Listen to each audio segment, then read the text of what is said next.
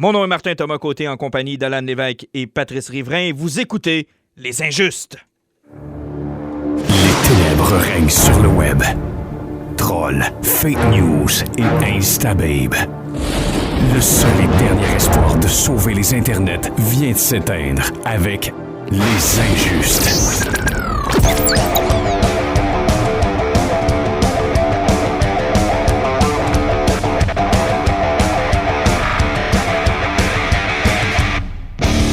Messieurs, bonsoir.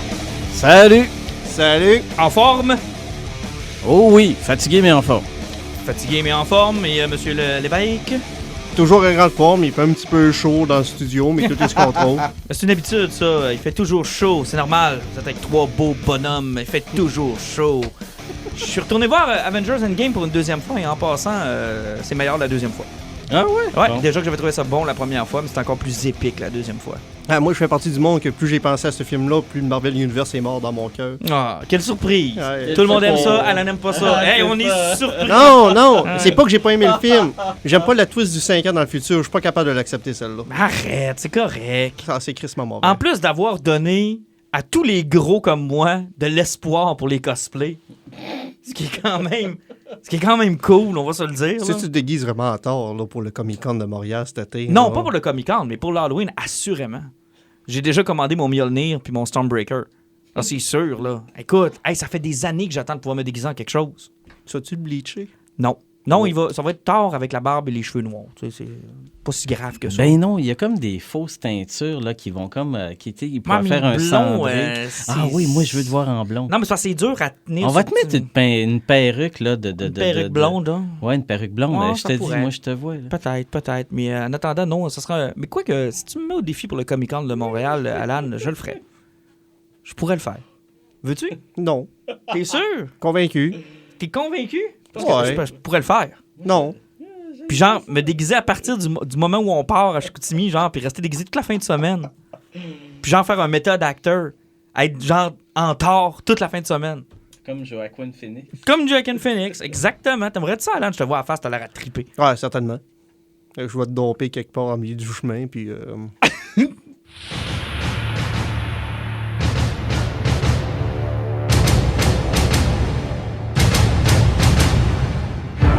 On l'avait presque oublié, mais Arnold Schwarzenegger est de retour avec un autre Terminator. C'est quoi, mois de novembre, mois d'octobre? Ouais, au mois de novembre, effectivement, oui. Au mois de novembre, on l'a vu manger un coup de pied dans le dos.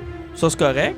D'ailleurs, le prix de la plus grosse paire de couilles de l'histoire revient au gars qui a fait une savate dans le dos à Arnold Schwarzenegger. Là. Ben, je trouve que c'est moins pire avec le lutteur, là, un mois, là. Ah oui, c'est arrivé avec le lutteur Ouais, aussi. puis le monde du UFC et compagnie, ça a sauté dans la face du gars, puis il a comme perdu un petit peu connaissance à coup de poing dans la face. Mais là. sérieux, il a été chanceux qu'Arnold pense qu'il a juste été bousculé parce qu'il en aurait mangé une sincère. Là. Ouais, mais ça manquait de carte rapprochée un peu, m'en est rendu là. hein. Ouais, peut-être. Mais bon, on avait oublié que ça s'en venait. Terminator Dark Fate. C'est le retour de James Cameron, c'est le retour d'Arnold Schwarzenegger et c'est le retour de Linda Hamilton pour finalement voir des personnes âgées se battre dans un futur incertain.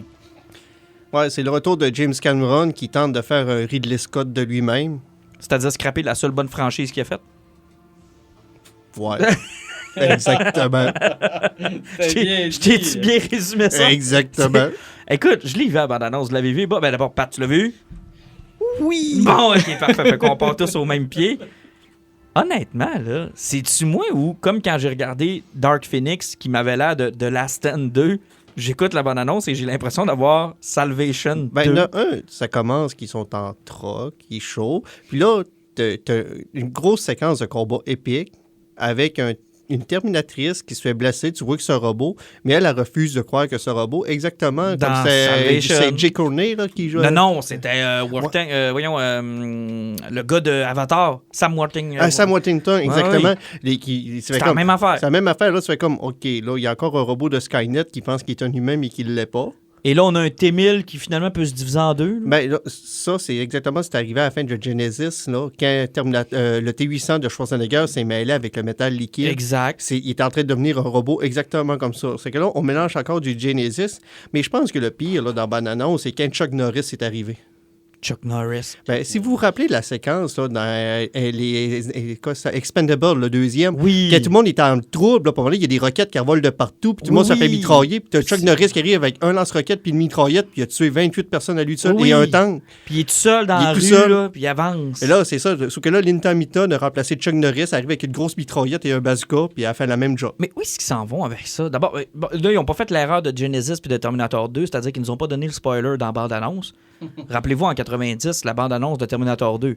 L'un est envoyé dans le passé pour... non, c'était quoi? C'était... Ah, il a déjà été envoyé dans le passé pour le tuer. Maintenant, il doit le protéger. Puis là, tu fais comme... Ça peut être pas pire que Genesis qui montre que John que Connor est le méchant. Là, tu sais comme, mais pourquoi on nous avait montré ça dans la bande-annonce, bande de taouins? Moi, j'ai réécouté Terminator 2 avec mon fils et j'ai gardé le suspense au début de savoir lequel des deux robots. Et honnêtement, pour quelqu'un qui le sait pas, puis c'est là que je l'ai remarqué, ça fonctionne. Oui. Ça fonctionne au bout. Mon gars était pas capable de savoir lequel de Robert Patrick ou de Schwarzenegger était le méchant. Jusqu'à la scène où Arnold lui dit « Get down », puis là, il tire l'autre. Mais pourquoi avoir scrappé ça dans la bande-annonce? Quelle gang de taouins? En tout cas, on peut pas refaire le passé. Oui, effectivement, mais pour revenir à ce film-là, je sais tellement pas quoi dire, là. Ben, tu sais, moi, la terminateuse ou la terminhumaine, j'aime bien la terminhumaine. Oui, parce qu'on sait pas trop, en fait. Là, puis elle a l'air d'être faite en genre de C'est ça. plaster. Puis, là. tu sais, au début, là, dans la boîte du pick-up, t'arrives, puis là, tu dis, ah, c'est qui, lui? Puis là, tout d'un coup, tu dis, ah, fuck, c'est une fille. Ah, oui. fuck, je la connais, cette actrice-là. Puis là, tout d'un coup, là, bon, elle kick des culs. Puis là, il y a la petite déchirure. Puis là, tu dis, qu'est-ce que c'est ça? Puis là, est-ce que j'ai compris que la fille qu'elle protège, c'est Sarah Connor? Non, elle se dit « You're like me », mais... You're me? Ou quelque chose comme ça. Genre, hein? Écoute, c'était tellement confus là, que je me suis dit... C'était juste ah, vilain, oui, je pense. Schwarzenegger. Je savais pas, moi, qu'un Terminator, ça coupait du bois d'un chalet, puis que ça vivait avec... D'ailleurs, les comment ils animaux. vont l'expliquer, C'était celle-là? Grizzly Adams. Comment ils vont l'expliquer, celle-là? Mais je sais pas s'ils vont exploiter pas quelque chose qui avait déjà porté. Je sais qu'ils en ont déjà parlé dans Le Genesis. scientifique. Ils en ont déjà parlé aussi dans la série TV. Il y a eu 2 saisons des chroniques Oui. de Sarah Connor. Oui. Puis elles autres, là-dedans, ils avaient commencé à parler des univers parallèles qu'ils avaient créés à cause qu'ils avaient trop foutu de merde dans les voyages dans le temps. Non, mais Ça fait- veulent-tu se rattacher à une série que ça fait déjà 10 ans qu'on Non, a non, pas ce vu, que je veux dire, c'est que est-ce qu'ils vont ramener encore les univers qu'ils ont créés parallèles? C'est que est-ce que c'est possible que comme une Sarah Connor du passé qui se soit pas ramassée dans le futur? Parce que si on prend la fin des chroniques de Sarah Connor, je sais que ça n'y a jamais de suite, là, mais il avait tellement fourré de timeline là, que John Connor, pour le sauver, il avait été obligé de l'envoyer dans le futur. Ça fait qu'il était pogné à 15 ans pour sauver le futur. C'est... Et quelle sorte de crosse qu'il a, mais... Parce que là, ça se veut être une suite à En fait, ils font la passe d'Alien, là. Ouais, Pas d'Alien, d'Halloween. ouais. C'est-à-dire que là, t'oublies Rise of the Machine, Salvation et Genesis. Fait que tu pars tout de suite après Judgment Day. Ouais. Sauf que là, y a-tu eu un Judgment Day? Ben, ça n'a pas de l'air ben. Puis pourquoi il y a encore des Terminators? Et Arnold, le rôle d'Arnold Schwarzenegger là-dedans, c'est quoi? Il est vieux, là. Arrêtez de nous faire croire qu'il est jeune. Il est vieux. Est-ce qu'ils vont prendre là, l'idée... à un moment donné, il y avait une idée qui circulait que Arnold Schwarzenegger jouait finalement le scientifique qui a créé les T-800, puis ils l'ont fait à son image, puis c'était comme ça qu'ils voulaient le ramener. C'était tout qu'un scientifique bâti. Ouais, c'est un scientifique autrichien. Autrichien qui a gagné Bâti. plusieurs médailles de culturiste. D'ailleurs, c'est un Christy de bon plan. Si tu veux envoyer quelqu'un tuer du monde dans le futur, dans le passé, là, t'envoies un gars avec un accent autrichien qui mesure comme comme qui a l'air d'un frigo sur 2 pattes. Il va passer inaperçu. Ben oui. Personne va s'en rendre compte. Ben oui. Hein? Ben, il n'y a aucun problème là. Bref, je sais pas trop ce qu'on s'en va avec ça. Ah, j'ai aussi hâte qu'Avatar 2. Ben, écoute, la seule bonne nouvelle dans tout ça, c'est que tu vas voir ça avant Avatar 2. C'est... Surtout après Genesis, parce que... Ah, c'était tellement mauvais. Ah, que c'était vilain. C'était pas mauvais. C'était dépassé le stade de vilain, là. C'était devenu... c'est ça. J'étais écœuré d'entendre Yves Corbeil dire « Est-ce que vous avez copulé? Ah, c'était terrible. Puis ils nous l'ont jamais expliqué, en fait, hein. On saura vraiment jamais ce qui s'est passé dans ce petit film-là. » Comme dans Salvation, c'est supposé être une trilogie. Salvation, on n'aura jamais la suite, effectivement. Pourtant, l'histoire de Salvation était meilleure que bien de stock qui a sorti de Terminator dans les 20 Ben, dernières au années. moins, c'était cohérent. Oui. Dans le sens où c'était dans le même timeline, c'était à une époque qu'on n'avait pas vue encore, c'était avant que John Connor soit le chef de la résistance. Puis c'était Skynet qui essaie de sauver le cul. Exactement. Puis c'était quand même bien. Le seul problème de ce film-là, c'est le personnage de Sam Patente. Là. Ouais. Parce que là, lui, on sait pas trop où ça s'en allait, ça, cette histoire-là. Là. Ouais, il était supposé d'être envoyé dans le passé par Skynet pour réussir à faire de quoi, je sais pas trop quoi, mais il a fini par donner son cœur à C'est John ça. Connor. Puis, puis, c'était vraiment spécial, ça, ce bout-là. Ça a toujours eu besoin d'explications, puis on l'a jamais eu. L'autre bande-annonce qui a fait réagir, et cette fois-là, ça a fait réagir Pat. On a eu, on peut appeler ça une bande-annonce, ou plutôt un aperçu de la série de Star Trek avec Jean-Luc Picard, qui va s'intituler, dans le fond, Star Trek Picard. Ouais, Picard. Moi, j'ai cru voir Logan 2. Ouais, ben l'affaire, c'est que moi, j'ai été un gros fan fou de Next Generation, puis tout de suite, en voyant le plan, en voyant le truc, c'était vraiment l'épisode où il y avait une projection d'un futur possible de Picard. C'était All the Good Things. Ouais, c'est ça. Et c'était carrément lié à ça. Puis là, on entend la narration d'un événement comme de quoi il aurait fait partie d'une fleet de sauvetage qui allait sauver l'Empire romulanais parce que c'est lié au fait que Romulan a explosé. Là. On fait référence finalement à ce qui s'est passé dans le Star Trek de Abrams en 2009. Exactement. Donc là, tout se lie tout d'un coup parce que Star Trek a des multiverses liés. Puis là, tu te questionnes pourquoi, un, il y a cette tête-là? Pourquoi, deux, c'est qui y parle? Puis est-ce que c'est quelqu'un qui est en train de dire, finalement, ce futur-là n'arrivera jamais? Toutes les spoils qui nous disent que ça va être un archéologue qui veut retrouver sa passion, ça n'arrivera jamais parce qu'il a foutu le bordel à la fin de Inquisition. Oui, mais en même temps, Nemesis, tu veux dire? Nemesis. Oui, mais en même temps, je regardais ça, puis là, c'est d'un champ, on nous laisse présager que dans le fond, le gars est à sa retraite. Il y avait un feeling de Logan là-dedans, là, tu sais, Je pensais, moi, que Patrick Stewart avait dit en entrevue qu'il ne voulait plus faire de rôle de vieillard, ne plus être associé à son âge. Mais honnêtement, ça a l'air de ça. Là. Ça a l'air de tout vieux dépend, parce que Picard, moi, connaissant de Next Generation juste par les films, de la façon que j'ai vu ça, c'est plutôt que justement, oui, il y a une mission, comme ils l'ont dit, c'est la plus grosse de Starfleet. Il n'y a jamais eu autant de vaisseaux à la même place. Mm-hmm. Puis j'ai l'impression qu'il a fallu qu'il fasse un choix de cave, puis ça fout sa mort. C'est ça. C'est possible. La mission a possiblement réussi, mais c'était un choix que... c'est possiblement le choix de Zap Brannigan là, dans Futurama. Okay, il a envoyé tout le monde mourir jusqu'au temps que tu gagnes la guerre. Là. Ah, ça peut être un choix dirigeant, puis là, il a pris sa retraite suite à ça. Puis il faut qu'il vive avec les conséquences de ses actions. Parce que c'était sa sœur puis son fils qui géraient ce truc de vin-là. Mm-hmm. Puis ils sont morts, eux autres. Ils ont fait partie d'un... Ils se sont fait massacrer, eux autres, dans un autre épisode, dans un des films. Oui. Puis là, moi, ce que j'ai l'impression dans cette bande-annonce-là, c'est pas une narration, c'est un interrogatoire parce qu'il est arrivé quelque chose. C'est intéressant ce que tu m'amènes. Je l'avais pas vu comme ça. Et là, on a confirmé que Jonathan Frakes est là. Donc, on va voir Riker. Donc, le commentaire qu'on avait fait dans un précédent podcast... Il n'était pas juste en réalisation? Non, il va être là. Okay. Il fait un caméo. Là. Donc, tu sais, on s'était dit, Pat, que c'est quasiment impossible d'avoir une série sur Picard sans avoir des interactions avec des casts... Exactement. Du cast de Next Generation. On a le goût de les voir. Même si Data n'est plus là. Non. Parce que Data meurt dans Nemesis et est remplacé par son frère. Il y a l'autre Data qui va pouvoir réévoluer à son tour. Exactement.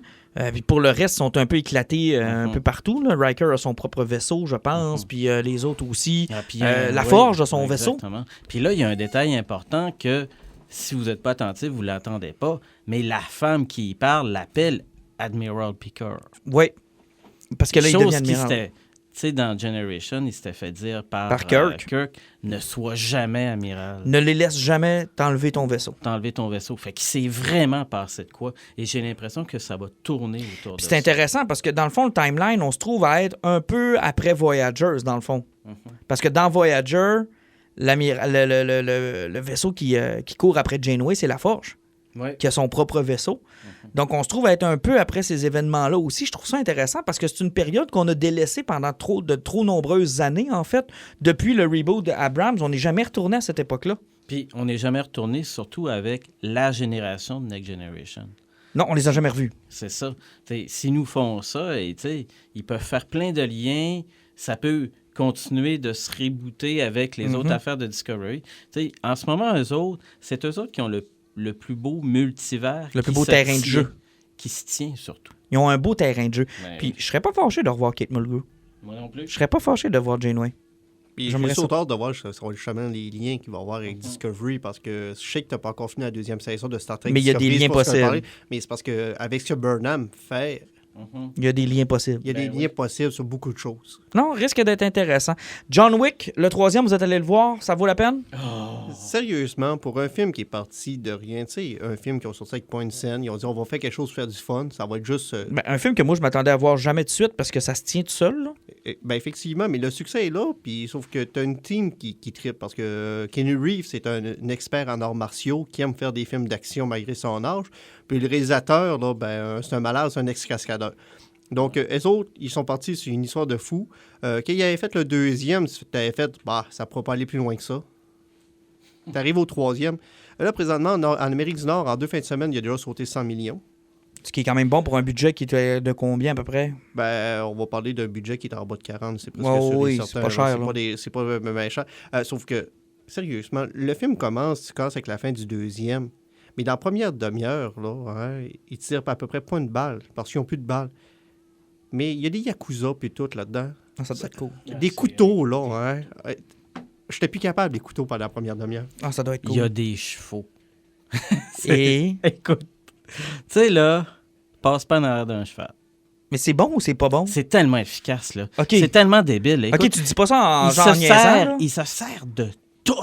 OK. Fait que c'est Tout. bon, là. Ah, c'est absolument génial. Je pensais que tu me disais que c'était ridicule qu'il y ait des chevaux. non. OK, OK. Ali Berry a fait son meilleur culpa avec les films d'action dans celui-là. Ah ouais? Ali Berry puis ses deux chiens, là, hein. Aïe, aïe. Sérieusement, là, c'est les pires séquences de circoncision ever que j'ai vues de ma vie. Ow. Écoute, OK, non. Ah ouais, ow.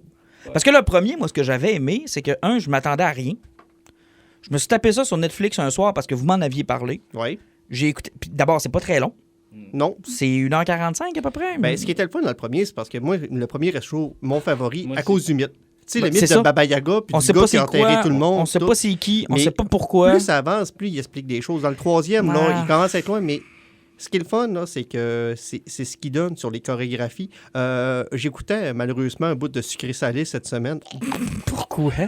Je l'ai pogné randomement parce qu'il parlait de John Wick, puis il interviewait les acteurs. Puis, tu sais, le méchant, l'espèce d'asiatique, maître en arts martiaux, là, l'a dit.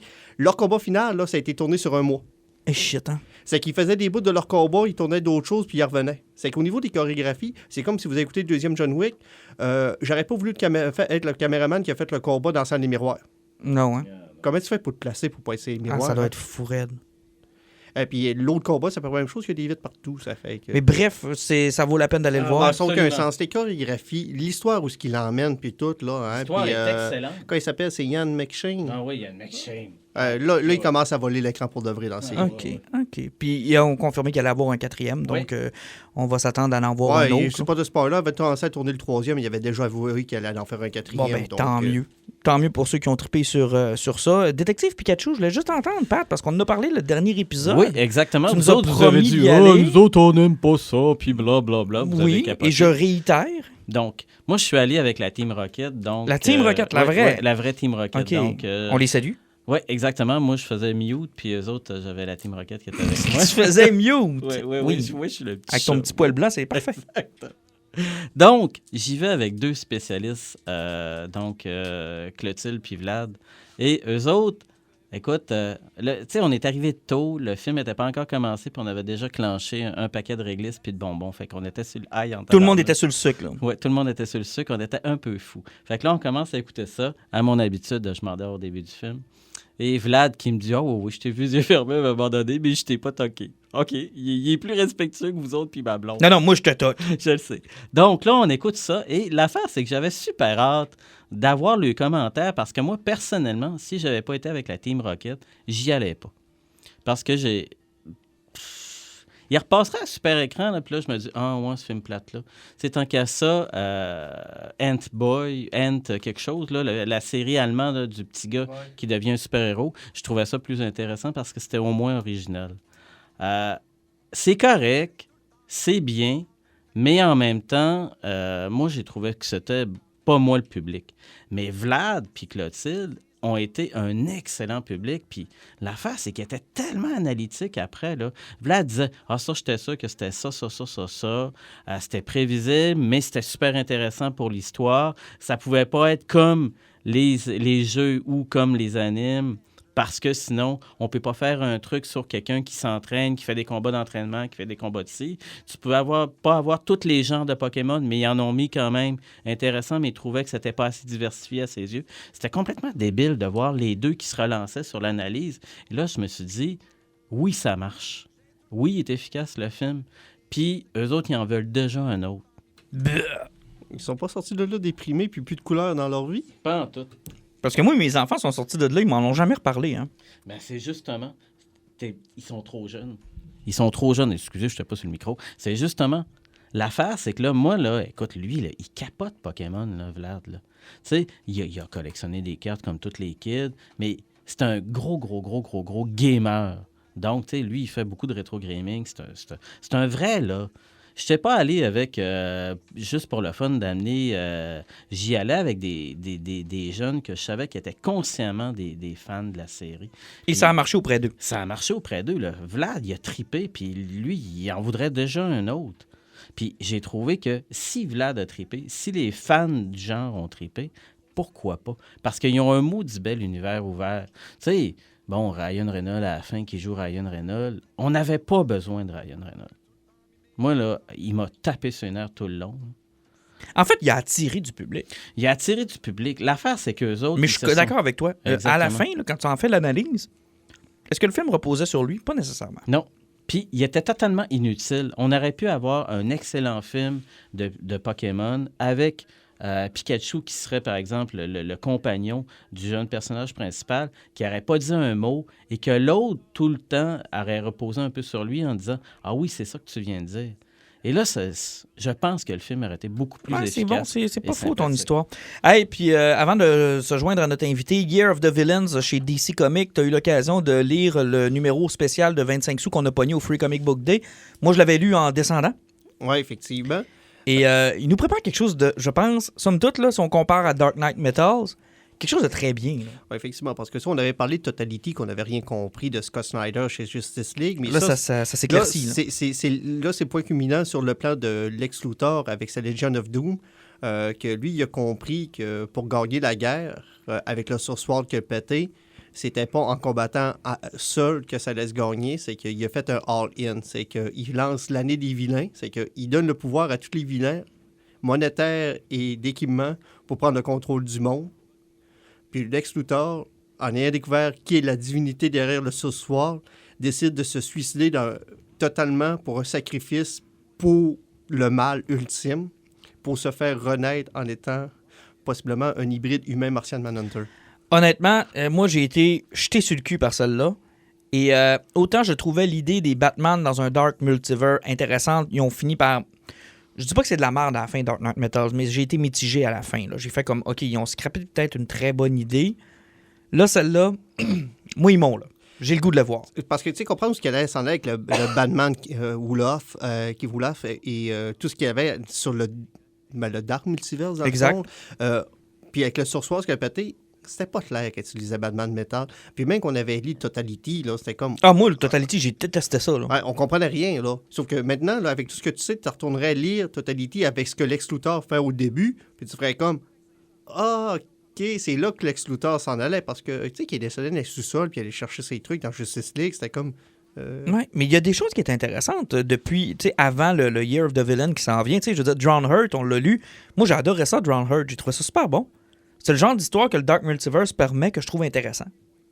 Ouais, je sais pas, moi, c'est ces dialogues que je me suis endormi un peu. Ouais, les dialogues, il y avait beaucoup de dialogues. Parce que, en plus, que c'est le problème souvent des crossovers de DC, c'est que c'est 3 séries différentes qui s'entremêlent, ça fait que... Ils répètent l'histoire à chaque début. À chaque début, là, ça fait que ça me comme tombé un petit peu ses nerfs. Ouais, ça, c'est fatigant quand ils font ça, mais en même temps, c'est un peu nécessaire, puis des fois, c'est pas tant mauvais quand je dépose mon livre, puis que je le reprends, puis que je fais comme « Ah oui, OK, c'était là qu'on était rendu, tu sais, c'est là qu'on est, là. » Puis encore une fois, dans Drawn Earth, qui a mélangé avec les événements de Justice League, parce que, tu sais, quand il parle que Poséidon est en train de mourir, ben, ça s'est passé dans Justice League numéro 11. Oui, c'était très bon en passant. Tu vois Tigra qui donne un coup de griffe dessus, puis tu sais, ça, c'est des éléments que tu n'avais pas dans Run.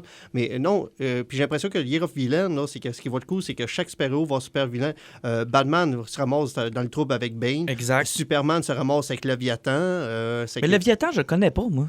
Ben, c'est quelque chose de nouveau qui est en train de sortir. OK, c'est nouveau, ça, là. Ouais. là. Fait que je suis pas bête en me disant c'est qui ça, là. Non, absolument pas. Là. OK. Et puis en passant, je me suis commandé Pearl. T'as-tu commencé à le Je l'ai lire? pas commencé encore. Je termine un livre dont je vais vous parler dans mes poisons tantôt. Puis je termine, là, puis c'est le prochain, là. Il est dans ma liste, là. C'est le suivant. Excellent. Ah, ça risque d'être bien intéressant. Je te reviens avec mes impressions d'ailleurs là-dessus.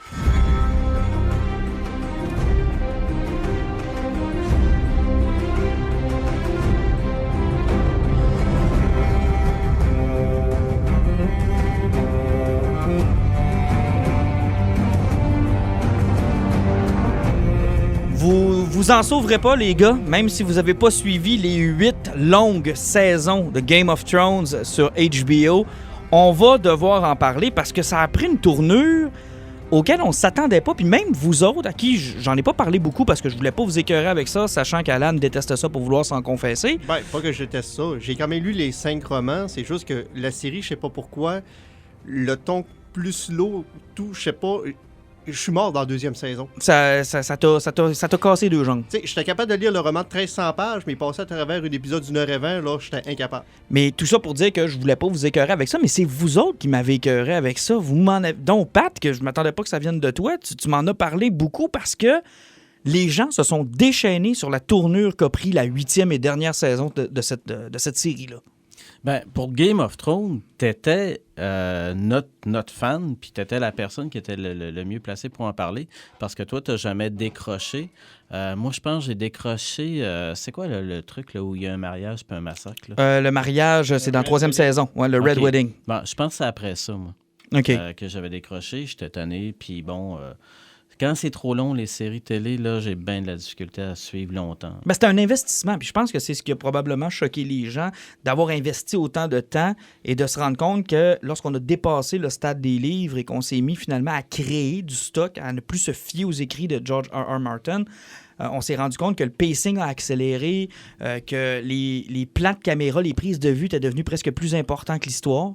Ouais, mais j'ai l'impression que les réalisateurs se sont rendus compte aussi, puis les scripteurs, que c'est le même problème que George R.R. Martin lui-même en écrivant sa série. Faut jamais oublier que le 4e roman qu'il avait écrit, il est arrivé avec une brique de 1200 pages, il a fait « shit, ça marche pas », il a foutu en feu, puis il a recommencé avec une autre branche de personnages parce qu'il y avait d'autres choses à raconter. Parce que le 4+5 se passe au même moment, mais avec 2 sets de personnages totalement différents. Ah non, c'est du stock, là. C'est du stock, il y a beaucoup de personnages, c'est beaucoup de travail, puis... T'en as tellement, là, parce que je pense que c'est les romans où on suivait le plus de personnages. Vers la fin, là, il frôlait la 50aine de personnages que tu suivais.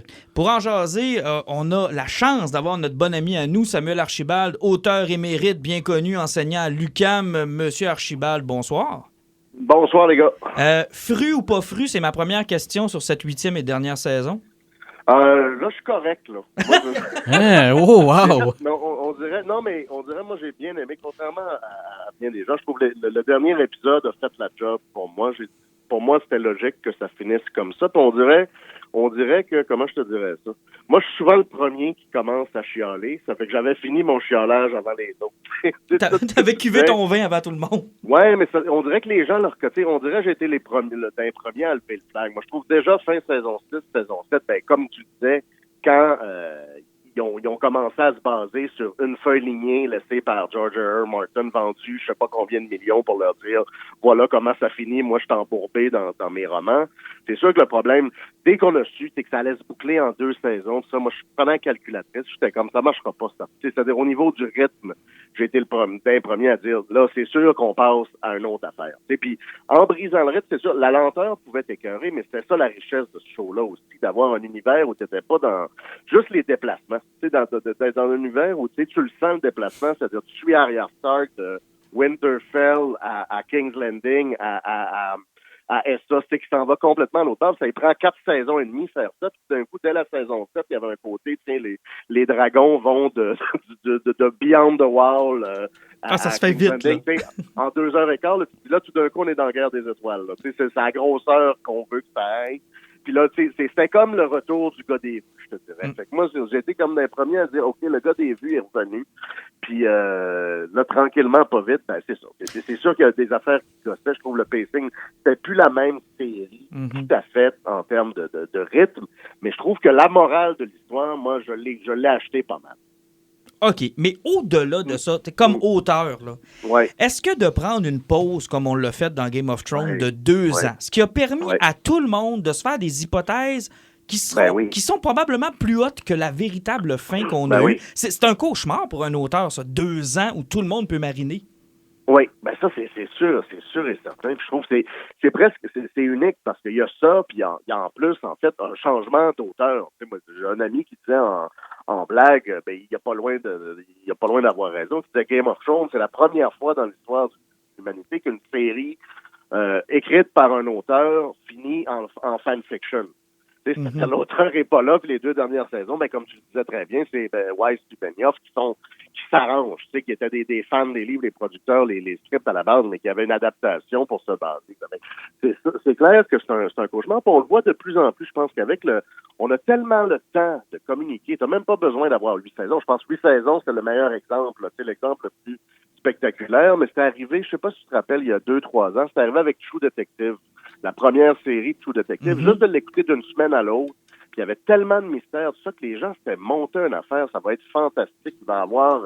moi, il y avait des gens qui arrivaient avec des théories, ça va être du Lovecraft, ça va être, tu sais, on s'était fait une grosse affaire, puis là, t'arrives à la fin, tu te dis, ben, non, c'était une série policière, puis c'est des trials, puis c'est fini. Et tu me fais penser à ça, mais il avait fait ça dans Sherlock de la BBC aussi. Pas juste ça, Westworld chez HBO, c'est le même principe. Oui, mais dans Sherlock, il y en avait ri, parce que Sherlock meurt à la fin de la deuxième ou troisième saison, et ils avaient parti le hashtag Sherlock Lives, et tout le monde est arrivé avec des théories. Et ce qu'ils ont fait dans le premier épisode, c'est qu'ils ont filmé les théories, ils les ont ridiculisées, et ils n'ont jamais répondu à la question comment il est revenu en vie. Ils ont laissé ça comme ça. Ce que je trouvais tout à fait brillant de nous faire réaliser à quel point, à un moment donné, et ça serait ma question, Sam, à quel point l'œuvre, puis que ce soit toi ou n'importe qui, appartient à ses fans ou à celui qui l'écrit. Je ne sais pas si tu comprends ce que je veux dire. À quel point tu dois laisser aller ton stock? Tu sais, c'est à qui ça appartient une fois que c'est dans l'univers? Oui, ben ça, c'est une très, très bonne question. Puis je veux dire, pour moi, surtout en culture populaire, ça fait partie, veux pas, là, tu sais, les personnages que tu as suivis toute ta vie, là, ça commence justement, tu parlais Sherlock, c'est peut-être là que ça commence, là, le premier grand personnage, puis Sherlock, c'est ça, là, quand il a essayé de le tuer, Arthur Conan Doyle, il y a eu la grève de la voirie à Londres, là, tu sais, il y avait une espèce de folie, les gens capotaient, tu sais, je veux dire, ils en ont parlé à la Chambre des communes quand Sherlock Holmes est fait que mort, ça date pas d'hier, là.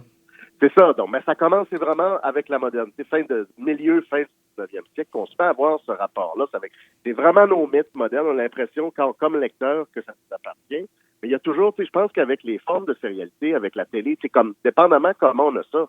Tu sais, je veux dire, moi, je peux bien être déçu de la fin du Seigneur des Anneaux de Tolkien, mais je veux dire, j'ai les 3 tomes pareil, je le sens en commençant que la proposition est complète. Tu sais, je peux être un peu déçu à la fin, mais c'est pas comme si j'avais l'impression que je pouvais agir dessus. Puis je pense que ce qui se passe de plus en plus, là, on évoquait le fandom, on évoquait les fans tantôt, c'est que de plus en plus, avec ces durées-là, puis le fait que ça s'étend dans le temps, ben, non seulement on a le temps de s'imaginer des affaires qu'on trouve qui seraient plus cool que ce que les auteurs vont faire, mais on a le temps de les mettre dans l'espace, de les proposer, de faire des théories, ce qui fait que ben souvent, ben c'est ça, t'es tellement monté des gros build-up que quand la vraie fin ou le vrai épisode, la vraie réponse à ta question arrive, ben c'est décevant, mais parce que dans le fond, la vraie vérité, c'est que souvent qu'on est accroché à ces affaires-là, on veut pas que ça finisse, on voudrait pas qu'il y ait un dernier épisode. C'est comme fan de Star Wars, de Star Trek, qu'il y ait tout à coup, c'est la fin, c'est la fin, l'univers de Star Trek explose, il n'y en aura plus jamais. On est toujours en train de faire des petites annexes, on veut que ça continue, avec une fin. C'est toujours un peu rochant pour le monde, je pense. Oui, mais en même temps, là, c'est tellement particulier avec Game of Thrones que tu te demandes si même l'auteur attendait pas de voir tout le délire des fans parce qu'on dirait qu'il n'est pas capable d'écrire la fin. Oui. Lui-même s'est dissocié de la série en ce moment. Oui, ce qui est un peu, je suis pas sûr qu'il l'aime. Mais je pense que ce qui est particulier, puis je te disais, comme la série va probablement finir dans fanfiction, moi, c'est plate à dire, mais mon petit deuil, il est sur le fait que les livres, on les verra jamais, là. Je pense que moi, j'ai de la misère aussi avec l'idée qu'il va avoir... parce qu'il n'arrête pas le ça sera pas la même fin. Puis, hey, c'est déjà passé 5 ans là, en 2 tomes à un moment donné. Là. Puis les gens, ils ont la mémoire courte là-dessus. Là. Oui. Puis faut pas que tu oublies, tu le mentionnais tout à l'heure, mais tu sais, quand il a divisé, quand il a fameusement divisé Feast for Crow, puis c'est celui d'après, c'est The Winds of Winter. Non, c'est Dance with Dragons. Oui. Je me mêle, là, mais tu sais, quand il a divisé les deux, là, tu sais, oublie pas une affaire, c'est que ça faisait 7-8 ans qu'on attendait, parce que Clash for, tu sais, ça faisait 6-7 ans qu'on attendait, puis là, tout d'un coup, il arrive avec Feast for Crow, que tu sais, je pense, les deux plus gros personnages, c'est Brienne puis Cersei. Tu vois pas Tyrion Elite, tu vois Jon Snow pendant 10 pages. Le monde était déçu, s'il vous plaît, tu sais, ça fait que dans les fans de la littération littéraire de Game of Thrones, tu sais, de Song of Ice and Fire, la série a rendu un maudit bon service parce que elle a remis ça, tu sais, il aurait peut-être perdu son lectorat en quelque part, parce que les gens se tannaient d'attendre pas mal, parce que entre le troisième puis le cinquième, il y a eu quasiment déjà 10 ans. Là. Puis quand le cinquième est sorti, ben, la série commençait, puis là, on est 9 ans plus tard, puis on n'a toujours pas de nouvelles. Puis moi, je pense que c'est ça, comme il remet ça, puis veut pas, là, lui, de plus il avançait, tu vois, plus il commençait à se perdre dans ses univers. C'est-à-dire, il était rendu dans des affaires trop grosses pour fitter en un seul volume. Il y avait ses galeries. Il voulait faire vraiment toutes les régions. Arrivé avec Dorne, arrivé avec les Ironborn, etc. Développer tout. Mais à un moment donné, c'est sûr que nous autres, comme lecteurs, moi, des fois, dans les livres, autant un peu comme toi, je passais plus vite dedans que dans la série. C'est moi qui contrôlais le débit. Mais je te dis qu'un Feast for Crows, là, fallait que tu sois dedans pas mal. Là. C'était comme, son où le monde que j'aime. Ben, moi, rien qu'en partant le roman, là, qu'il est parti avec son délire Lovecraftien avec le monde de Dagon à moitié, puis ils ont soulevé des morts. J'étais comme là, où c'est qu'il s'en va? Oui, c'est ça. Fait que, tu sais, ils ont rembarqué ça, mais le délai, moi, je pense, dans les faits, si tu regardes, il a dû être grassement payé par HBO pour avoir la fin, tout ça. Puis là, tout le monde, tu sais, je veux dire, on ne sera pas à croire, là, il fait miroiter ça un peu, là, mais on s'entend que s'il leur a vendu ces idées, grosso modo, là, ça finissait pas en barbecue, Jon Snow, mariage avec Daenerys. Ça sera pas complètement différent. Non, mais moi contrairement aux fans, là, la tournure que Daenerys a pris dans le cinquième épisode, moi, je l'avais vu venir. Ben oui. Mais je comprends pas pourquoi les gens ont réagi aussi fort. Est-ce que c'est parce qu'ils s'étaient attachés à Daenerys? C'est le fandom, exactement. C'est l'attachement que tu as envers tes personnages. Puis, je sais pas pourquoi, là. Possiblement, s'il a fait Netflix avec le binge-watching, le monde qui écoute de plus en plus de séries, puis s'attache à leurs personnages. Mais je veux dire, c'était dur de s'attacher à une fille qui a crucifié à moitié d'une ville. Là. Les gens refusaient de voir ça. Moi, ça m'a fasciné de voir les gens refuser de voir que Daenerys, elle s'en allait pour être folle. Oui, puis moi, je pense que ça, c'était prévu. Mais tu sais, quand tu y penses, George R. R. Martin, le gros trip avec toute sa série A Song of Ice and Fire, c'est d'être sadique. C'est-à-dire, à un moment donné, dans le microcosme, c'est-à-dire, tu vas t'attacher à un personnage, mais il va finir comme Ned Stark dans le premier, tout ça. Puis ce sadisme-là, ça va pas juste d'en tuer des gens. Je pense que ce qu'il aurait fait avec Daenerys, c'était très, très pervers, mais quand tu le regardes, il y avait des commentaires méta de Tyrion un peu dans le dernier épisode, mais il disait, ça fait longtemps, là. Elle veut le pouvoir, elle a toujours voulu, elle a fait ça, puis les événements qu'il évoquait, c'était saison 2, saison 3, elle était toujours sur une track. Ben, elle a toujours fait à sa tête. Ben oui, c'est ça, mais c'est comme si nous avait, puis je trouve que au niveau de la morale politique, c'est génial. C'est sûr, si t'as appelé ta fille Daenerys, ben là, ça arrange avec ça. Là, bon, mais c'est qu'il nous a fait aimer Hitler. Tu comprends-tu? C'est-à-dire, il nous a fait une traque, là, t'es comme... Ben, il y a beaucoup de gens comme ça, que ce soit Hitler, Staline, qui ont commencé par être des révolutionnaires. Des libérateurs de peuple. Des libérateurs qui voulaient changer le monde pour de vrai. Puis là, elle, ben tranquillement, pas vite, il est très, très instruit, R. Martin. Là, il connaît son histoire. Il y a toujours une base. Oui, on pouvait voir ça venir de loin.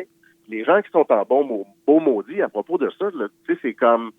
Là, je sais pas, t'aurais pu le voir venir de plus loin. Ça, je pense, on dirait que t'es insulté, qu'on t'ait révélé que t'avais été poisson un peu. Mais je te pose la question, Sam. Ouais. Est-ce que la fin, la 8e saison, avec tous les défauts qu'elle peut avoir, a été mieux orchestrée que le 8e épisode de Star Wars qui a fait flipper les fans presque autant? Ah, ben, c'est une très bonne, je te dirais, c'est une très bonne question. Moi, je pense que dans les faits, c'est quand ça va avoir vieilli quelques années, là, j'en parlais à ma fille est trop jeune pour écouter les Game of Thrones, mais je raconte les histoires un peu de biais. Je pense que dans 4-5 ans ou dans 10 ans, quand on va réécouter, mettons, binge-watcher Game of Thrones avec des enfants rendus plus vieux, je pense que ça va tenir. Je pense que sans l'appréhension, ça va moins déranger.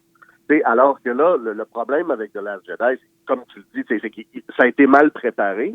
Puis là, ça nous laisse, on commence à avoir les previews du prochain, puis là, on est obligé de se demander qu'est-ce qu'ils vont faire? Ils vont être obligés de le redconner au complet, de complètement le corriger, de le mettre à plat, ou bien ils vont s'arranger pour composer avec ça, mais c'est un maudit gros point d'interrogation. Puis de la façon dont ils gèrent ça, c'est comment elle s'appelle? C'est Kathleen Kennedy chez Disney, oui. La façon dont ils gèrent ça, moi je t'avoue que quand je l'ai vu, j'ai dit, comment ça se fait qu'ils ont laissé autant de pouvoir que ça, parce que c'est toute une... Tu sais, comment Luke Skywalker est dans le laser. Tu sais, le commentaire sur le Jedi, comment la force, c'est comme si tu avais flippé toute la bébelle au complet, là. Fait que ça, je veux dire, je déchirerais pas ma chemise. À la limite, je disais, OK, il y a quelque chose de rafraîchissant, il essaye une affaire, mais comme showrunner ou comme celui qui gère la franchise, je trouve qu'ils ont laissé du slack pas mal. Alors, les fans ont chialé. Attends un peu. Là, ma sous-question à ce moment-là, Sam, c'est est-ce que Empire Strike Back, aujourd'hui, pourrait sortir en étant acclamé comme il est acclamé? Ça, c'est une bonne... Écoute, première chose, oublie pas qu'à l'époque, il n'a pas été acclamé tout de suite, immédiatement. Hein. Fait que à la première sortie, il y a quand même quelques commentaires qui se sont sentis trahis aussi. Oui, trahis, c'est ça. C'est que les gens étaient surtout dans le côté dark de l'affaire. C'est un peu élevé, cet épisode-là. Alors que très, très vite, là, déjà 4-5 ans après, on disait, oui, mais c'est un mot du bon épisode. C'est peut-être le meilleur film. Moi, c'est mon préféré. C'est le fait que le film, il était aidant puis il n'y avait pas de fin. Oui, c'est ça. Fait il n'y avait pas de fin, puis il y avait quelque chose. On l'a beaucoup copié. Je trouve que la fin, il y avait le lien avec Léa, tout ça, il y avait quelque chose. Mais je pense que tu as tout à fait raison. C'est-à-dire, dans les faits, probablement que The Empire Strikes Back, aujourd'hui, fera un chiard monumental. C'est fou, réel. D'accord avec toi. Les gens se sentiraient trahis parce que tu es trahi à la fin de cet épisode-là. Vador, tu pourrais dire que c'est même du lousy writing, de savoir que son père puis lui se sont retrouvés, ils n'ont même pas changé le nom du gars. T'sais, on pourrait faire les mêmes critiques qu'on fait à des œuvres qu'on voit aujourd'hui, puis pourtant on l'accepte, là. Oui, exactement. Exactement. Je pense que c'est ça qui a changé tranquillement, pas vite. Là, on est déjà quand même quelques décennies plus loin. Mais c'est que toutes ces... Excuse-moi, j'ai un bonhomme qui me parle à temps, bonhomme. Puis c'est ça, c'est qu'avec le temps qui passe, nos façons de communiquer, c'est-à-dire que veux pas dans ce temps-là, tu sortais de l'Empire contre-attaque, puis là, tu essayais de garder le punch pour toi, puis t'allais en parler avec tes chums autour de bière. Mais là, il y a tellement d'endroits dans l'espace Internet, spécialement pour lancer ses théories, lancer son chialage ou ses théories, c'est ça, ses hypothèses ou qu'est-ce qu'il aurait dû faire, qu'est-ce qu'il aurait pas dû faire, que c'est ça, on est toujours dans une contestation à l'infini. Puis si tu regardes la contestation, là, ce qui devient de plus en plus grave, je disais ça récemment, Rotten Tomatoes sont en train de prendre toutes sortes de moyens pour empêcher les gens, des fois, de bonifier ou surtout de scraper les films d'avance. Oui, ils veulent changer. Ouais, ils veulent changer leur façon de coter un film. Mais c'est rendu débile. Ils veulent, mais c'est logique, ils vont être obligés de faire ça parce que là, il y a des gens, comme là, ça commence, c'est juste Ghostbusters, ça va être des filles. T'sais. Moi, je n'ai pas aimé ça non plus, là, mais je ne m'en ferai pas de maladie. Ils ont décidé de changer ça à cause de Captain Marvel. Oui, c'est ça, Captain Marvel, mais le film, il n'est même pas fini. Puis les gars sont en train d'aller vraiment... Robert Pattinson en Batman cette semaine, c'était la folie. Là. Alors, je pensais qu'on avait appris, moi, de Heath Ledger en Joker, mais visiblement, on n'a absolument rien appris. Ce gars-là se fait démolir depuis 2 semaines. Là.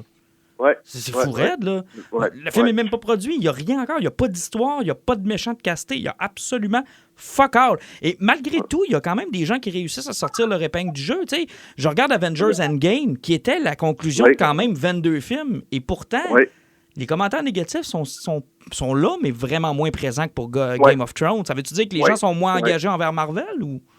Ça, je te dirais, c'est une bonne question. Peut-être que Marvel, il ne faut pas que tu oublies en même temps, c'est pas le même genre de continuité. Ça fait que le rapport, je trouve qu'il y a quelque chose que Marvel faisait de très, très brillant, c'est que tu peux être un super maniaque de Marvel, puis pogner toutes les easter eggs qui existent dans les 22 films. Puis tu peux être quelqu'un d'un peu plus casual, là, comme moi, là, à un moment donné, qui a plus envie, de voir Ant-Man, et de voir toute la gang, puis de te rattraper un peu, puis suivre plus le fil principal, puis quand même comprendre le gros de l'affaire, puis ça fait que le degré d'engagement, il est plus variable, tu comprends ce que je veux dire? Game of Thrones, ou bien t'étais complètement ben t'avais dedans. débarqué, ou bien t'étais complètement dedans, puis vraiment investi. Ou etc. c'est le contrôle du T'avais- fanservice aussi qui est mis dans les films, parce que c'est le même principe Ouais. avec The Force Awakens. J.J. Abrams Ouais. avait joué très safe dans le fanservice, ça fait que tous les points faibles du film, tu passes à côté parce que tu es ébloui par certains moments qui viennent chercher ton côté plus geek. Là. C'est ça, exactement ça. Fait que, tu sais, je pense qu'il y avait quelque chose, je pense qu'avec Marvel, il y a quelque chose de vraiment assez fin dans la façon dont il embarque, autant tu l'écoutes avec les différents âges, les différents degrés d'engagement face à l'univers. Il y avait quelque chose de plus habile là-dedans qui font qu'ils n'ont pas été pognés avec ça. Mais tu regardes, DC, depuis le début, c'est une catastrophe comme ça. La plupart des gens aujourd'hui disent que Ben Affleck a été un très bon Batman. Oui, je veux dire, te rappelles-tu quand on l'a su, c'était pas la joie non plus. Non, tout le monde capotait. Mais Ouais. on parle depuis tout à l'heure de Game of Thrones, de Star Wars, on a parlé de Marvel, on parle de DC. La culture populaire est-elle brisée en 2019? Sont où nos Indiana Jones à nous? Ah ben ça c'est une bonne, ça je pense que c'est une bonne question. Puis je pense qu'on va avoir. Veux pas, il y a beaucoup de nos héros, on dirait, qui sont des héros d'une autre époque. Puis on essaie de le prolonger. Ça fait que je pense qu'il y a vraiment un effet. Je pense qu'on cherche la nouveauté un peu. Je pense que des fois, le prix, ça va être le prix, ça va être de lâcher ça. Veux pas, on est dans un moment très, très nostalgique de la culture. Si tu regardes la plupart des héros qu'on consomme, ils ont été créés ou des franchises. L'effet franchise, c'est ça. C'est qu'on est vraiment dans OK, vous avez aimé ça dans les années 80, on vous le refait aujourd'hui, vous allez pouvoir brancher vos enfants là-dessus. Puis à un moment donné, tu te rends compte, ça marche pas tant que ça. Il y a un côté, ça s'use. Puis comme tu disais, le fan service, là, à un moment donné, c'est toujours un peu la même bébelle. C'est que on a déjà vu ça. Puis c'est toujours, comme on dit en anglais, c'est les diminishing returns. C'est-à-dire, plus tu le vois, les Star Wars, ils l'ont vu un peu avec Solo. Que moi, qui est un film que j'ai bien aimé, comme j'ai beaucoup aimé Rogue One, un peu, les films à côté, ça fait un peu plus différent. Mais à un moment donné, ils ont vu jusque-là, c'est sûr que Star Wars, d'avoir beaucoup de temps qui passait entre les épisodes, tout ça, ça aidait aussi à avoir de l'intérêt. Là. Je pense qu'ils se sont rendus compte chez Disney que avoir un Star Wars à toutes les années, ça ferait peut-être pas la job ou ça allait saturer le marché. C'est clair. Fait que, je pense qu'il y a un peu ce côté-là. Puis là, quand tu regardes Disney+, ils vont lancer Disney+, la chaîne, puis là, tu vas avoir quasiment un sitcom avec vision. On reprend les épisodes. Tu dis ça, je sais pas. À un moment donné, c'est le côté tuer la poule aux œufs d'or un peu. C'est-à-dire, on aime beaucoup ces héros-là. Puis en même temps, t'évoquais Endgame, t'évoquais la fin de Game of Thrones. Il y a une idée de rareté, puis il y a un côté épique que t'as besoin d'aller chercher. Puis tu peux pas aller chercher si t'as... Luke Skywalker fait son épicerie. Là, à un moment donné, ça marchera plus, ça. Là. Moi, je ferais un parallèle avec... Aujourd'hui, là, les gens se cherchent continuellement. Là, le nombre de livres en nouvel âge là, ou en ésotérisme que je peux vendre. Là. Puis les gens ont comme subi une rupture où ils vénéraient une certaine religion ou quoi que ce soit. Et là, en ce moment, la psychopop, l'ésotérisme, la religion, tout ça, ça a comme éclaté. Les gens se cherchent de plus en plus. Donc, ils s'attachent tellement à un personnage qui n'existe pas que c'est plus important encore que leur travail, que la politique. Parce qu'ils ne sont pas capables de s'identifier non plus aux politiciens parce que tout le monde ment. Exactement. Donc, c'est rendu terrible. Oui. Puis, donc, ta réaction, là, on revient là, à ce qu'on avait tout à l'heure, mais je pense que la réaction à Daenerys, puis c'était ça, oui, c'est exactement ça, là, tu vois, tu t'es tellement projeté, puis il y a un côté, on le disait, là, il y a un côté dans cette tendance-là, aujourd'hui, à féminiser les héros d'épopée, affinité de films épiques, mais là, on était complètement là-dedans, puis c'était un de ces personnages là qui étaient les plus puissants. On dirait, un peu comme je le disais, c'est comme s'ils nous avaient joué un coup de salaud un peu. Puis pour moi, c'est pas anti-féministe, c'est juste qu'il a rendu ça un peu plus loin, de dire, OK, vous voyez une héroïne, vous êtes dans la vénération, etc., mais là, je suis en train de vous jouer un tour, là, puis je suis en train de vous mettre en face. Moi, c'est ce que j'ai beaucoup aimé de la fin de Game of Thrones. Oui, moi aussi. Beaucoup en face de nos attendus, de nos préjugés, de nos présupposés, puis dire là, qu'est-ce que vous pensez qu'il allait arriver? Il y avait une joke à un moment, c'est quand Samuel Tarly arrive, puis on pourrait faire une démocratie, tout le monde part à rire. Le sang fait me figer, là. Ben oui, là, j'avais l'impression de voir George R. Martin rire de, je disais, voyons, ça se passe dans un genre de Moyen-Âge, là, ça finira pas... non, ça finira pas avec des scrutateurs puis des rangées de monde qui s'en vont voter. Dans tes rêves, Une maudite Il y avait- chance. Ouais, une maudite chance, parce que ça aurait été juste, moi, quand il a fait ça, j'ai dit, ben là, ça peut pas être ridicule de même, là, tu sais, ça fait qu'il y a ce côté-là de dire, regarde, ça finit toujours un peu comme ça, puis les vrais héros, ben, comme très souvent là-dedans, ben, t'as Tyrion qui va être pogné pour gérer ce ville-là jusqu'à la fin des temps, puis Jon Snow, tout le monde, ben, c'est ça, allez-vous-en, sauvez-vous, tu sais, parce que finalement, ce monde-là se réparera jamais. Vraiment, tu sais, ça reste une gang. C'est un très beau commentaire sur aussi notre rapport à s'évader par rapport au monde d'aujourd'hui. C'est que finalement, dans Game of Thrones, c'est peut-être ça que les gens ont moins aimé à la fin aussi, c'est que ça ressemblait mauditement à un commentaire sur notre propre monde. Tu sais, puis il n'y avait pas, même dans cet univers-là, il n'y avait rien pour tout réparer. Il n'y arrivait pas un grand héros. Puis là, tout d'un coup, les rebelles ont gagné, puis tout le monde va vivre heureux jusqu'à la fin des temps. Là, on est pas mal dans House of Cards, puis dans Breaking Bad, puis dans The Sopranos. C'est comme on arrive dans un univers qui reste assez sombre, puis qui est impossible à régler. Là. C'est ça. Tu restes comme ça, puis regarde, c'est la solution qu'on a trouvée, puis elle te plaît pas, ça va être elle pareil. Il n'y a pas de fin heureuse, en fait. Là.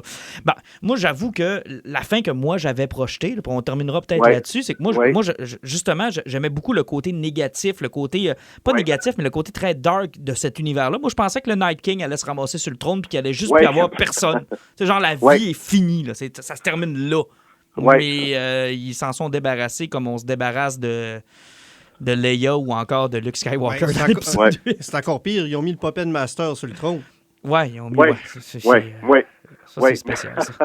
Mais tout le côté Night King, ben là, tu vois, c'est que là, c'est le genre qui te rattrape un peu, parce que ça, c'est une affaire que j'ai trouvé décevante, parce que c'était tellement menaçant. Tu sais, je pensais même, on disait tout, tu sais, le Game of Thrones, c'est moins naïf que le Seigneur des Anneaux, mais dans le Seigneur des Anneaux, une fois que Sauron est vaincu, il reste du mal partout, là. Ben c'est comme les gens, ils ont été, tu sais, les gens ont été corrompus, ça fait que, tu sais, même quand ils reviennent au village de Hobbit, le monde est un peu viré. Ça prend du temps à réparer tout le mal qu'il y a eu. C'est sûr que le Night King était hyper épeurant, mais quand tu le vois se faire tuer par Arya, il y a un côté mauditement boss de Resident Evil 3. C'est comme, ben là, finalement, c'est un peu imbécile que quand tu meurs, tout le monde, c'est tout fini. Là, la fameuse technique, tu pètes le chef et tout pète avec. Comme Anakin dans l'affaire Toummanix. Oui, ben exactement la même affaire. Écoute, hey, je te retiens pas plus longtemps, Sam. Merci d'avoir pris le temps de nous jaser. Ça m'a fait bien plaisir, les gars. À bientôt. Merci. À bientôt. Salut. Samuel Archibald, auteur bien connu de la région et aussi professeur en culture populaire à l'Université du Québec à Montréal. Vraiment intéressant comme conversation. Ouais, une conversation géniale. Vraiment le fun. Puis j'ai aimé ton point que tu as amené sur la religion. Puis c'est vrai que quand tu as des gens moi, qui m'écrivaient à propos de Daenerys, là, c'était comme s'ils venaient de perdre leur meilleur ami. Oui. Ils venaient de perdre genre leur... Et je me disais, fuck, t'as personne d'autre dans la vie à qui tu t'intéresses à part Emilia Clarke déguisée avec une perruque? Je sais pas, moi, d'un roman, j'ai commencé à détester le personnage qui est arrivé dans son espèce de désert, puis qu'elle a comme libéré le peuple, mais quand son chum, c'est Mormon, ben Sir Friendzone. Monsieur Friendzone, là, oui, Mormon. Il essayait de la conseiller, puis il avait plein de bonnes idées, mais elle faisait comme, hey, il y a un douchebag à côté, puis ça me tente de me faire fourrer par le douchebag, ça fait que ferme ta gueule, puis tu vas faire n'importe quoi à côté. Là, ça faisait comme... non, mais elle, c'est juste une conne qui fait rien qu'à sa tête. Là. Mais juste dans la série, je veux dire, à un moment donné, c'est parce que le problème, puis je pense que de l'avoir fait dire à Tyrion dans le dernier épisode, c'était brillant parce que visiblement, il y a du monde qui n'avait pas compris. Et il y avait besoin... Le non-dit était plus suffisant. Là, il fallait qu'un personnage... Puis quand il parle, Tyrion, dans l'épisode, là, t'as l'impression qu'il parle au quatrième mur. Là, là c'est, les amis, vous trouviez ça le fun quand t'as crucifié du monde parce que c'était des méchants. Vous avez trouvé ça le fun quand elle a flambé un village au complet parce que c'était du monde que vous haïssiez. Vous trouviez ça mignon quand elle a coupé des têtes puis exécuté du monde. Mais c'était tout déjà là. C'est juste parce que c'était du monde que vous aimiez pas. Là, elle a ravagé une ville au grand complet puis vous commencez à réagir. Mais elle a toujours été comme ça. Toujours. Et moi, je te dirais que le problème que j'ai avec la saison 8, et je pense que Sam l'a bien expliqué, c'est le rythme. Parce que les solutions en tant que telles sont toutes défendables ou presque. Ouais. Ou presque. Ben, c'est parce que le rythme aussi, il faut pas oublier que en un peu plus de 12 mois, ils ont tourné 6 mini-films. Ah oui, c'est carrément ça. Là. Ils peuvent avoir oublié une tasse puis 2 bouteilles d'eau. Mais là, il fallait qu'ils règlent en 2 saisons la fin d'une épopée qui en a pris des années à faire. Fait que vous tu sais, contrairement à Tolkien, je pense que le parallèle est quand même intéressant. Tu sais, Tolkien, l'œuvre est finie. Là. Je veux dire, quand on est allé voir Return of the King, il n'y a pas personne qui a fait comme Tu sais, c'était ça, là. On l'avait lu. On savait que c'était ça. On savait qu'Aragorn allait devenir roi. On savait que l'anneau allait être jeté avec le doigt coupé à Frodon. On le savait. Tu fais un parallèle sur quelque chose qui est rushé. Si tu te rappelles, à peu près tout le monde a lu Seigneur des Anneaux. La finale, là, le retour vers la comté, c'est long. Ah, il c'est s'en fucking passe trop ça. long. Puis il y a beaucoup de choses qui sont expliquées. La finale, dans le film, c'est assez rushé. Ah oui, là. c'est rushé, mais en même temps, il n'y a pas de surprise. Tu sais, moi, le bout avec Saruman dans le comté, c'était-tu vraiment nécessaire? Puis le fait que les hobbits se promenaient partout, tout le monde se rendait compte qu'il y en avait deux qui étaient plus grands que les autres tout le temps. Oui, là, puis, on s'en sac-tu, là, ça, rendu là. Mais Saruman dans le comté, honnêtement, c'est le bout de plate du livre, là. Ouais, de toute façon, il était assez pas pire mort. Ben là, tu sais, il l'avait tué dans le début du film. Tu sais, moi, le parallèle que je ferais, là, c'est avec l'Alphard de Tintin. L'album inachevé d'Hergé, là, que il n'a jamais été achevé, il n'y a personne qui va le finir parce que on ne peut pas le finir. Donc, tu as une série télé que tu veux essayer d'aboutir alors que l'auteur n'est même pas capable lui-même de la finir. Ah oui, de la fanfiction. Ça devient de la Hey, fanfiction. c'est horrible là, quand tu arrives et que tu sais pas où tu t'en vas. Donc, écoute, rusher tant d'épisodes pour être capable de faire quelque chose parce que tu te dis « fuck, il faut qu'on aboutisse ». Hey, Tu sais, puis en plus, c'est pas la première fois qu'on voit une œuvre se terminer par quelqu'un d'autre. Prenez le Requiem de Mozart, qu'il n'a jamais terminé. C'est son élève qui l'a terminé à son chevet. Mais en tout cas, par plus, ça, c'est typiquement nord-américain de paniquer là-dessus, là, parce que si on se penche plus sur la culture japonaise, dans les années 90, il y avait une manie que dès qu'un manga avait 2 numéros qui se vendaient beaucoup, 6 mois après, il y avait un anime complet qui sortait. C'est que, tu sais, tu avais une série complète, puis les autres, il n'y avait rien que l'introduction. Ils ne savaient pas partout sur puis ils faisaient n'importe quoi. Regarde, le meilleur exemple qu'on peut donner là-dessus, Evangelion. Yeah. Evangelion, là, les bureaux se sont fait prendre d'assaut par le peuple japonais. Il y a eu des manifestations monstres. Ils ont été obligés de ressortir 2 films pour réussir à refaire une fin. Wow! Ben, il faut dire que la série finissait avec une morale comme de quoi que tu peux faire tout ce que tu veux en tant qu'enfant, puis tu dois vivre et aimer tout le monde, là, mais tu sais, félicitations à tous les enfants du monde. C'est spécial pareil. Oui, il y avait eu des manifestations, le monde ne pouvait même plus rentrer travailler, les bureaux s'étaient fait prendre d'assaut. Mais ce qu'il a dit sur Sherlock, là, c'est tout à fait vrai, là. Oui, il y avait eu beaucoup de manifestations que Sherlock était mort. Arthur voulait vraiment pas revenir, puis il n'y a pas eu le choix. Ah non, il n'y a pas eu le choix. Hey, j'aimerais qu'on termine le podcast avec nos poisons, les amis. Je commence par qui? Oh, Pat a pris le micro, je pense qu'il a le goût de parler. Pat, on commence avec ton poison. C'est parce que c'est pas vraiment un poison, parce que en ce moment, dans mon cerveau trouble, oui, je sais qu'il y a Godzilla qui s'en vient. Oh, vas-tu être le fan qui est en train de se faire 1 million de scénarios sur un film qu'il n'a pas vu encore? Pas en tout. Regardez, moi, j'ai vu le dernier Godzilla, bon, plus américain. Le 2014, là? Ouais, c'est ça. Puis bon, tu sais, tout le monde a capoté, puis moi, je trouvais des points positifs. Je l'ai trouvé ennuyeux. Ouais, je sais, tout le monde autour de moi, sauf moi. Parce que moi, Godzilla, là, j'ai même des stickers sur mon ça, char. je comprends ça. Okay? N'empêche que le film est j'ai vu Shin Godzilla, qu'il y a beaucoup de gens vénèrent, alors que, tu sais, c'est un gros tétard étrange qui mute 2-3 fois puis qui se fait finalement geler à un moment donné par une espèce de procédé étrange. Là. C'était fucké, là, Shin Godzilla. C'est pas le plus grand Godzilla que j'ai vu, mais c'est une... Regarde, il y en a qui trippent sur Daenerys, là. Ben moi, c'est Godzilla. Mais c'est correct. Puis elle est juste moins sexy. Ouf, ça dépend. Godzilla en jartel avec un string. Ben, Godzilla qui bute une ville, puis Daenerys qui brûle une ville. Je pense que Godzilla est pas mal plus intéressant. Là, il faut clarifier pour nos auditeurs. Là. Si Emilia Clarke est dans un lit en string, qu'elle te fait coucou, puis à côté, il y a Godzilla, tu vas prendre Emilia Clarke. Là. Ça dépend. Parce qu'Emilia Clarke, elle nous a pas vraiment énormément prouvé tout son talent. Ouais, m'a fait coucou, Pat. Ah non, regarde. I'm waiting for you. Il y en a bien d'autres qui vont être plus intéressants qu'elle. Okay. Mais c'est ça, parce que j'ai pas vraiment de poison. Je suis en train de lire un excellent livre de fantasy là, qui s'appelle Le Chant mortel du soleil, où une grosse tribu barbare veut essayer de tuer leur dernier dieu vivant de cette culture-là, parce qu'il dit, le géant qui contrôle cette armée-là dit, les humains vont arrêter de s'agenouiller devant une divinité qui sert à rien. C'est un peu ça. Et c'est génial comme histoire. Et c'est vraiment là, tout le trouble de dire je ramasse une armée, je la fais vivre assez longtemps pour aller buter le dernier dieu. C'est un roman qui est génial chez Albin Michel. Okay. Mais bon, c'est ça. C'est un poison qui est intéressant, mais moi, j'attends Godzilla. Godzilla. Alan, si Emilia Clarke est sur un lit en G-string, elle te fait « Hello, Hélène! » Jacques Collis en bas de la fenêtre en disant « T'as scrappé Star Wars. » Hey, vous êtes mon gars, là. Hey, écoute, Emilia, si tu nous écoutes, moi, je vais te prendre. Moi, viens chez nous. Moi, j'ai aucun problème avec Emilia Clarke en G-String. Tu peux venir chez nous. Visiblement, mes 2 collègues veulent rien savoir de toi. Mais il faut que tu réussisses à faire de quoi avec en écoutant Terminator Genesis. Comment grosse ta fenêtre? Comment grosse la fenêtre? Elle peut-tu passer 2 fois dedans? Pour moi, oui. Oui. Écoute, on se mettra en tag team. OK. Ton poison. Oui, mon poison, il va y avoir des spoilers dedans. Moi, je suis allé voir Brightburn vendredi. Ah, écoute, il y avait beaucoup d'attentes sur ce film-là. Il y en a même qui se sont demandé si on n'était pas en train de starter un Dark Multiverse DC. On dirait qu'en partant, là, tu sais, c'est un film qui est écrit pour le fun. C'est écrit par les 2 frères de James Gunn, produit par James Gunn et réalisé par un être humain. Un être humain. J'ai aucune idée, c'est vraiment son quoi ça. Il est comme bizarre à prononcer, puis je sais même pas s'il a fait d'autres films vraiment Fait que avant. ce gars-là. Brightburn, comme tout le monde a vu les annonces, ça raconte comme l'histoire de Superman qui est sur Terre, mais qu'il vire dark. Un genre de Elseworld, dans le fond, à la Red Sun, mais...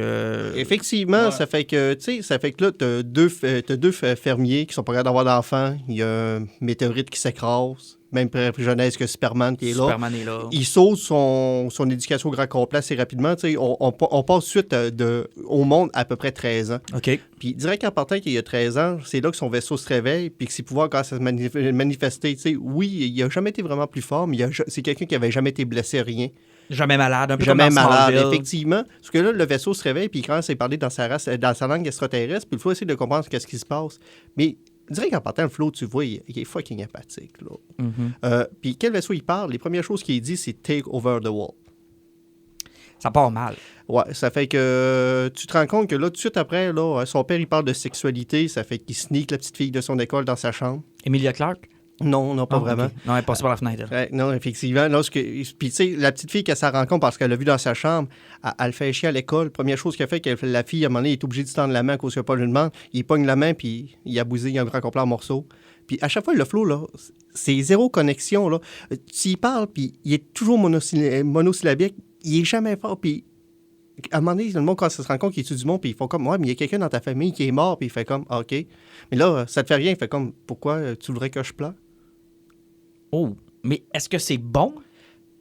OK. Le film est pas mauvais. Regardez, si vous allez voir là-bas, il y a une couple de morts qui sont cool. Sur le gore, c'est quand même pas si mal que ça. Mais c'est un film qui est fait avec 6 millions de dollars. Oh shit, ouais, OK, il n'y avait pas un gros budget. C'est pas un gros budget. Ça fait que l'idée où ce qui s'enligne, c'est comme dans les premiers films de Night Shyamalan. Dans le fond, c'est OK. c'est monté jusqu'à la fin, puis avec une couple d'affaires qui sont cool dedans. Là. OK. Mais y a-tu genre une porte ouverte à la fin ou... Sérieusement, là, la fin est fucking cool.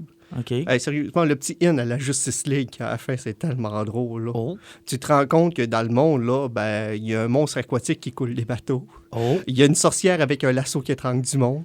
Puis il y a comme des sketchs un peu partout. Puis tu te rends compte qu'il y a plein de personnages de la Justice League qui sont dessinés partout. Mais c'est tous des personnages ultra evil qui veulent détruire le monde. OK, mais dans le fond, c'est le seul univers dans lequel Batman est gentil? Je penserais pas qu'il soit gentil là-dedans. Félix Luthor. Ah, OK, il est déjà méchant. Mais c'est ça, c'est parce que c'est quelque chose où ce que il y a pas, ça navigue pas entre le bien et le mal. C'est mauvais. Il est méchant. OK, tu parles du gars. OK, je pensais que tu parlais du film. Non, le film, il Mais est t'as-tu aimé correct. ça? Oui, Ouais. j'ai aimé ça. OK. Mais tu sais, c'est un film que tu vas voir. Tu peux attendre en DVD, genre? Tu peux attendre Netflix, tu peux attendre DVD. OK. C'est genre, c'est pas ultra nécessaire de se rendre au cinéma si, mettons, on a un 10$ à mettre. Ouais, effectivement, parce que c'est pas le genre de choses que tu écoutes 10 fois. Là. OK. Puis avec les grosses sorties qui s'en viennent, il y a aussi, il y en a qui vont commencer à économiser peut-être un peu leur argent. Fait que tu peux l'attendre, genre, Ouais, en effectivement, sortie. ça vaut la peine d'attendre la sortie, mais tu sais, c'est un film qui est le fun. Fait que ça va être le fun à écouter. Ouais, On se met ça sous la dent. sérieusement, là, Yes. rien pour voir l'évolution du père dans le film. Là, Ça vaut la peine. C'est Ça pas vaut Kevin la peine. Costner, non? Non, c'est Ok. pas Kevin Costner. Ils n'ont pas fait l'erreur 2 fois. Non. Et je vais terminer avec mon poison à moi. Je suis allé voir aujourd'hui Aladdin, la version live action. Bon. J'avais vu La Belle et la Bête, mais moi, La Belle et la Bête, ça me touchait plus ou moins. J'avais trouvé ça cute, c'était correct, sans plus. Mais Aladdin puis Le Roi Lion, c'est direct ma génération. Donc là, j'avais des attentes quand j'y suis allé, puis il y avait un certain nombre de choses que je voulais voir qui ne sont pas arrivées, qui se sont pas matérialisées durant le film. Ah, c'était plate. Honnêtement, c'était plate. D'abord, je me suis posé la question, pourquoi je suis allé payer pour voir un film que j'ai déjà vu? Pourquoi ils veulent me vendre que ce soit pareil? Puis effectivement, tu as des plans, des fois, là, c'est identique. Là. Et tu as d'autres fois où ils prennent des libertés, puis tu te dis, c'est drôle, c'est pas les libertés que j'aurais pris avec un film d'action, tu sais, un live-action movie. Tu sais, tu te dis pourquoi ils ont pris cette liberté-là dans cette scène-là, puis ils ont pas plutôt corrigé l'autre scène qui viennent de copier, genre, mouvement par mouvement. Je sais pas si tu comprends ce que je veux dire. Tu sais, il y a des endroits dans le dessin animé où tu te dis, ils l'ont fait comme ça parce que c'est un dessin animé. Mais là, tu te dis, écoute, ils ont le budget pour faire de quoi de genre... Et... Ils s'en servent pas. Moi, j'ai même pas compris pourquoi il avait fait un live-action d'Aladdin. Ben, c'est parce que, assurément, il y a de l'argent à faire avec ça. Tu m'as dit que c'est quoi, 84 millions? Ben, qu'ils ils ont s'attendent fait, à faire 87 millions en fin de semaine, possiblement en plus, parce que c'est un long week-end aux États-Unis. Ah non, ils vont faire de l'argent avec ça, c'est sûr. Parce que les gens comme moi qui sont allés qui ont amené leurs enfants, puis on venait d'en parler avec Sam tantôt, la nostalgie, c'est payant. Mais honnêtement, je trouve que c'est le moins bien fait. Et il y a une tournure dans le film où j'ai pas trop compris, là. À moins qu'on me l'ait pas dit, là, le film, ça s'appelle Aladdin. Mais c'est drôle, si tu m'avais demandé de faire un résumé du film à la fin du film, je t'aurais dit que le film s'appelle Jasmine. Ça te surprend ça avec Disney? Non, sauf que quand c'est bien fait et bien amené comme des films sur, je sais qu'on sera pas d'accord là-dessus, mais comme Captain Marvel, où c'est un personnage féminin à la base, puis le film est à propos d'elle, OK? À la limite, je comprends, là. Mais dans un film où c'est Aladdin, de vraiment vouloir faire ressortir la princesse et en faire une sultane à la fin du film, là. Oui, vous m'avez bien compris, là. À la fin du film, son père abdique le trône et lui donne le titre de sultane, et c'est elle qui change la loi pour pouvoir se marier avec Aladdin, qui en fait finalement le premier homme.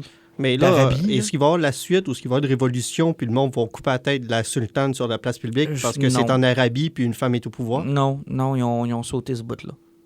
Mais sans dire qu'ils ont voulu en faire une action politique, parce que il y a certains trucs que je suis capable de tolérer, n'empêche que d'y faire chanter une chanson où personne ne me fera taire, je vais parler, puis elle fait disparaître tous les personnages en poussière comme dans Infinity War. Là. J'étais dans le cinéma, j'étais comme, pourquoi? Parce que c'est une femme puis qu'il faut qu'elle ait toute l'attention, je sais pas. Non, j'étais comme, pourquoi vous avez fait ça? Mais moi, il y a une question que je me pose, là, parce que ça, c'est l'anecdote que tu nous as racontée, là. Elle a des pouvoirs, Jasmine. Non, c'est dans sa tête que ça se passe. OK. Dans sa tête, elle fait disparaître le monde. Ouais, effectivement, parce que la seule chanson où elle parle du fait qu'elle avait été entendue puis qu'elle veut donner son importance, ben tout se passe dans sa tête puis personne ne l'écoute le dit. C'est quand même assez spécial. Pour le reste, ils ont repris les chansons. Will Smith, honnêtement, c'est correct, là, ça se tolère. Là. C'est pas la catastrophe annoncée en passant, à part peut-être la twist sur la fin, mais honnêtement, je suis sorti de là et j'ai fait comme... Bleh. Ça fait qu'il n'y avait pas de gros cobra, il n'y avait rien. Non, le gros cobra est pas là. Tu sais, je veux dire, t'as un live-action movie. Comment ça se fait que tu fais pas un gros cobra? Parce que ça serait trop fucking awesome. Je me trompe pas, ils ont grossi Yago, c'est tout. Ouais, il a grossi Yago en gros oiseau. Mal fait, dois-je ajouter. Et Et Joël Legendre n'est pas là, pour ceux qui se posent la question, probablement occupé à s'astiquer le moineau dans un parc. Là. Ouais, Donc, il s'est trop joué après la lampe, il fait plus. On voulait pas voir ce qu'elle allait sortir de la lampe, fait qu'on l'a tassé de là. Puis je terminerai avec, je sais que ça n'a aucun rapport avec le geekiness, mais si jamais vous avez le goût de mettre la main sur le livre d'Howard Stern, c'est une déformation professionnelle que je fais ici, là, je suis en train de lire ça, là. C'est fucking awesome. C'est toutes ces meilleures entrevues du temps qui a été. Puis, peut-être que ça peut vous toucher parce qu'il y a des personnalités que vous connaissez qui sont interviewées là-dedans. Puis honnêtement, je suis en train de lire ça. Puis juste, là, j'ai l'entrevue avec Madonna de Lu. Et honnêtement, c'est fucking awesome. C'est vraiment, vraiment, vraiment un beau livre. En plus, le livre, il est beau. Donc, je te dirais que c'est pas mal là-dessus que je suis sur mon poison. Les messieurs, je vous souhaite une bonne fin de semaine. Hey, salut. Salut! Et on se revoit, pas dimanche, L'autre. l'autre, dans 2 semaines. OK. Tout le monde est correct? Oui. À dans 2 semaines.